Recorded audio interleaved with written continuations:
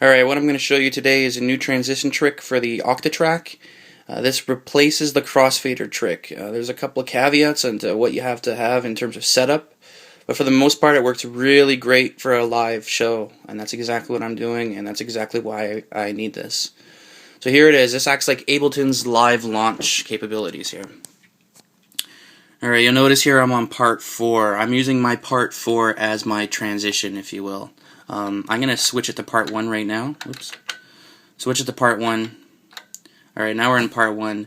The only difference between my part 1 and part 4 is this. In part 1, when you look on the setup, on the static machines here, I'm using static machines, you can see the loop is set to auto. It's actually set to off, and it's done on all the channels, if you see here.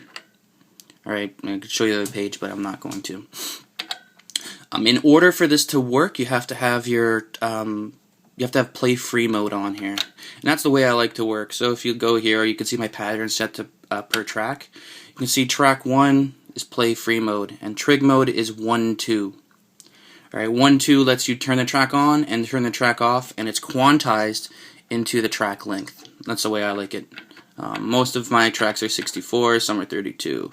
So for instance, what does that mean in terms of performance? If I zoom back here, there's no audio right now. I'm turning my machine drum off here. If I hit play, there's no sound. But you can see my sync is working. You can see all my stuff's moving. On beat, I'm gonna hit my 3 tracks here, and they're quantized. So when the cycle loops around, probably 64, it's gonna kick in. There we go. So for instance, I can then add my hi-hat. There we go. Why do I like this, and why do I have 2 parts? Well, my part 1 again is this is more of my turning tracks on and off part. I can turn the kick off. I can turn the hats off. Next cycle. There we go. I can turn them back on. It's always on time too. Alright, there we go. Okay, so let's say you've been doing your track. You've been doing your track. Now it's time to transition. What I want to do here is I'm going to change my parts. I'm going to go back to my part 4. Now again, I'll remind you the only difference here is this. My part 4 has loop on for every single track. My part 1 does not. Let me go back to part 1 and show you. Whoops. Part 1. Again, it's auto, remember? Okay. This makes all the difference. Same idea here. Now, you're probably thinking, why don't I just use part 4 with the loop on? Here's the problem. I'm going to launch these tracks, launch all my 4 tracks. I can't actually turn them off. So for instance, here I'm going to zoom back out. You can see the little light moving. When I turn it off, it'll stop the sequencer, but because loop is on, the actual track does not stop. So now you see the light has gone off. So in theory, the track has stopped.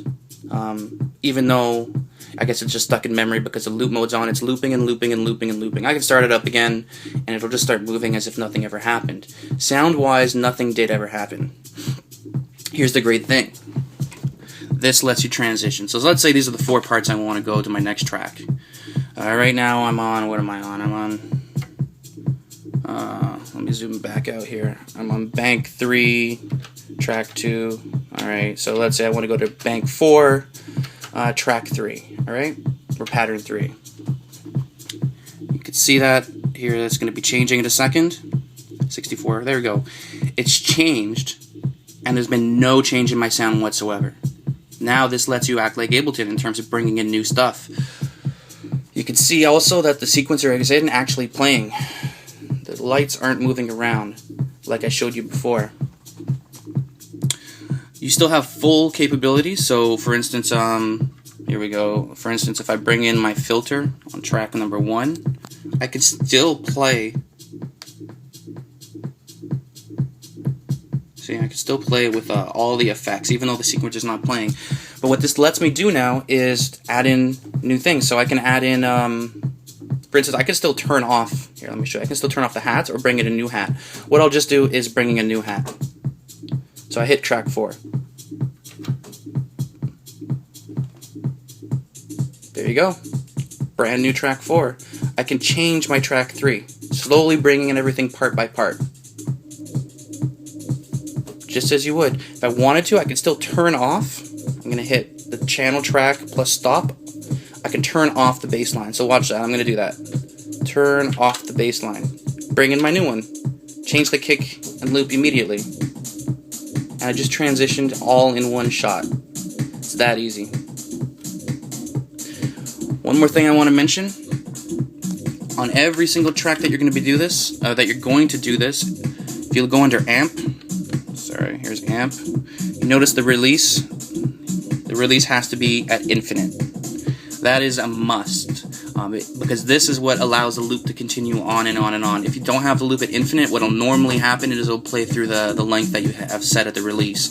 Sometimes that's fine. I prefer this because you can just let it loop on and on and on and slowly bring in tracks as you will. Really easy to do, really easy to set up, and it also frees up your 8th track. So now, instead of having a dedicated 8th track like I used to do for transition trick, which would sometimes mess up, I don't have to worry about that, and I can go from anywhere to anywhere. So let me show you what I mean by anywhere to anywhere. I'm going to bring in my 4 parts again, just using this side. I'm already on part 4. So I can go to the next track. Let's say I want to go to bank 5. I'll show you bank 5, pattern 1. And I can do the exact same thing. I can go anywhere I want. I'm not limited here. You'll see it'll change. There you go, it's changed. If I wanted to, I can do some effects here. Sorry, I'm going to filter. Bring in new stuff.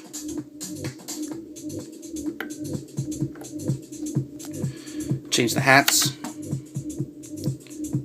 Turn off the bass line. Bring in a new one.